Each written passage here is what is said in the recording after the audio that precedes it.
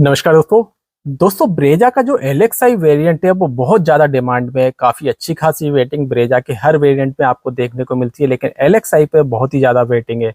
लोग बहुत ज़्यादा उसको खरीद भी रहे हैं और गाड़ी को खरीदने के बाद उसमें काफ़ी सारे मॉडिफिकेशन भी करा रहे हैं, यानी आफ्टर मार्केट एक्सेसरीज के साथ साथ बहुत सारी चीज़ें टॉप मॉडल वाली लगवा रहे हैं। कुछ लोग तो इसको टॉप मॉडल ही बता रहे हैं, LXi को खरीदने के बाद मॉडिफाई करके उसको टॉप मॉडल बना रहे हैं, ऐसा कहना है। लेकिन टॉप मॉडल तो दोस्तों गाड़ी बन नहीं सकती, लेकिन हाँ कुछ चीज़ें आप इंस्टॉल करा सकते हैं, जिसमें सबसे ज़्यादा डिमांड है दोस्तों वो है स्टीयरिंग व्हील की।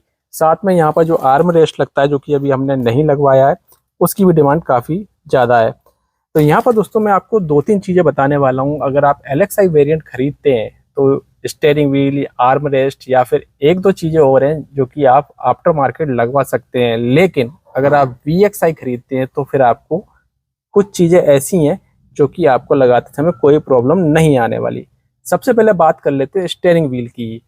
ये जो स्टीयरिंग व्हील है दोस्तों ZXi प्लस वाला है, जो कि आप देख पा रहे हैं, और ये हमने खुद ही इंस्टॉल किया हुआ है। लेकिन अगर आप LXi वेरिएंट लेते हैं तब आपको ना ही म्यूजिक सिस्टम मिलता है और ना ही स्टीयरिंग माउंटेड कंट्रोल मिलते हैं। लेकिन VXi में आपको टेलीफोन के कंट्रोल भी मिल जाते हैं और यहाँ पर आपको मीडिया कंट्रोल भी मिल जाते हैं, साथ में म्यूजिक सिस्टम भी मिल जाता है। अब यहाँ पर आप जब आफ्टर मार्केट LXi में म्यूजिक सिस्टम लगवा दे, तो जब स्टीयरिंग व्हील पर कंट्रोल आप लगवाते हैं या टॉप मॉडल का स्टीयरिंग व्हील लगवाते हैं तो उसकी वायरिंग दोस्तों वो लोग खुद बना के डालते हैं। दूसरा, टॉप मॉडल गाड़ी में जो स्टीयरिंग व्हील लगता है, जो कि आप यहाँ देख रहे हैं, इसमें जो कपलर आता है ना कनेक्शन का, वो डिफरेंट होता है। यानी कि जो कपलर होता है दोस्तों उसको मॉडिफाई करने के बाद ही लगाया जाता है। इससे दोस्तों वारंटी का इशू हो सकता है। कंपनी चाहे तो आपकी गाड़ी की वारंटी को खत्म कर सकती है, तो इस बात का आपको ध्यान रखना है। लेकिन अगर आप VXi वेरिएंट लेते हैं तो आपको करना क्या है दोस्तों, आपको केवल जो है ये स्टीयरिंग व्हील लेने के बाद ये जो आप कंट्रोल देख रहे हैं VXi मॉडल में ये ऑलरेडी आते हैं, ये भी आते हैं, तो ये वाले कंट्रोल आपको निकाल के, यानी ये वाले स्विच निकाल के आपको ये टॉप मॉडल वाली स्टीयरिंग व्हील में लगा देना है, और इसका जो कपलर है पहले से लगे हुए हब के अंदर आपको लगा देना है। अब LXi वेरिएंट में आपको हब भी चेंज कराना होता है जब आप म्यूजिक सिस्टम लगाते हैं या स्टीयरिंग माउंटेड कंट्रोल लगाते हैं, तो उसमें भी जो है दोस्तों आपको चार्जेस ज़्यादा देना पड़ते हैं, क्योंकि हब को इंस्टॉल करने के बाद ही ये कंट्रोल काम करते हैं, अदरवाइज काम नहीं करेंगे। तो अगर आप VXi वेरिएंट लेते हैं तब आपको कोई भी कपलर में मॉडिफिकेशन नहीं कराना पड़ेगा, यानी आपकी वारंटी का कोई इशू नहीं आने वाला।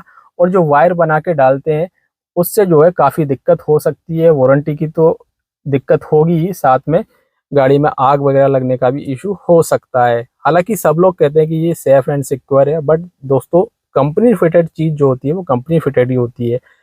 तो यहाँ पर अगर आप VXi वेरिएंट लेते हैं तब आपको ना ही कपलर में मॉडिफिकेशन करना होगा ये स्टीयरिंग व्हील लगाते समय, और ना ही आपको जो है कोई वायर वगैरह कोई बना के डालना पड़ेगा, ठीक है, और ना ही आपको हब को चेंज करना होगा।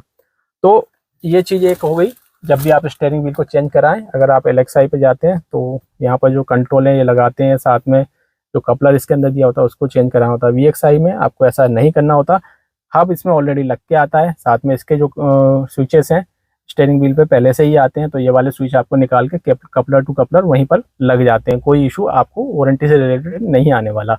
दूसरा, आर्म रेस्ट में दोस्तों क्या होता है, आर्म रेस्ट तो हम लगा देते हैं, लेकिन इसके पीछे एक चार्जर लगता है C टाइप वाला और A टाइप वाला, आपको पता है वो करीब 1500-1600 का आता है। लेकिन उसमें क्या होता है दोस्तों, 1500-1600 में ही उसको लगा के दे देते हैं, और उसके अंदर जो वायरिंग डालते हैं, यानी उसके कनेक्शन की जो वायरिंग डालते हैं वो बना के डाल देते हैं। तो यहाँ से जो वायरिंग है दोस्तों यहाँ पर आती है, इससे जो है कनेक्ट होती है 12 वोल्ट के सॉकेट से। लेकिन अगर आप ओरिजिनल वायरिंग लगवाएंगे तो आपको ज़्यादा चार्ज देना होगा, तो वो ज़्यादा सेफ और सिक्योर है, क्योंकि ओरिजिनल वायरिंग में हीट सीक भी दी होती है और उसके कनेक्शन जो होते हैं वो बिल्कुल कपलर टू कपलर होते हैं, तो उसमें कोई दिक्कत नहीं आने वाली। तो इस बात का आपको ध्यान रखना है, जब भी आप आर्म रेस्ट के पीछे चार्जर लगवाएं तो ओरिजिनल वायरिंग ही लगवाएं, ठीक है। इसके बाद एक जो मॉडिफिकेशन है उसके बारे में अपनी तरफ से बताना चाहूँगा, वो है दोस्तों इंस्ट्रूमेंट क्लस्टर, या कहें कि मीटर। ये जो आप मीटर देख रहे हैं LXi और VXi में सेम आता है, लेकिन मैं थोड़ा सा आपको दिखाने की कोशिश करता हूँ। अगर आप गौर से देखेंगे तो यहाँ पर आप देखेंगे, तो अगर मैं डोर खोलता हूँ तो LXi में केवल ये वाली वार्निंग शो होगी, डोर वाली, ठीक है, यहाँ पर ये रेड लाइट शो होगी। लेकिन यहाँ पर आप देख पा रहे होंगे इस तरह से डोर ओपन की वार्निंग भी शो होती है, साथ में यहाँ पर आउटसाइड टेम्परेचर भी शो हो रहा है, जो कि LXi में नहीं होता। अब चूंकि इस गाड़ी में ऑटोमेटिक क्लाइमेट कंट्रोल है, जो कि आप यहाँ देख पा रहे हैं, इसलिए जो है देखिए इसलिए जो है ये टेम्परेचर सेंसर भी इसमें आपको मिल जाता है, और इसका जो टेम्परेचर सेंसर है वो यहाँ पर मिलता है। अब ये चीज़ क्यों बता रहा हूँ मैं आपको, कुछ लोग टॉप मॉडल वाला इंस्ट्रूमेंट क्लस्टर लगाने की सोच रहे हैं, और LXI में जब वो लगाते हैं तो यहाँ पर आपको कुछ एरर शो होती हैं, कुछ वार्निंग लाइट शो होती हैं। तो उसका कारण यही है कि ऑटोमेटिक क्लाइमेट कंट्रोल होने की वजह से यहाँ पर जो ये जो आप टेम्परेचर देख रहे हैं वो LXI में शो हो ही नहीं सकता, क्योंकि उसमें टेम्परेचर सेंसर नहीं दिया गया, और उसके कपलर में भी डिफरेंस है, ठीक है।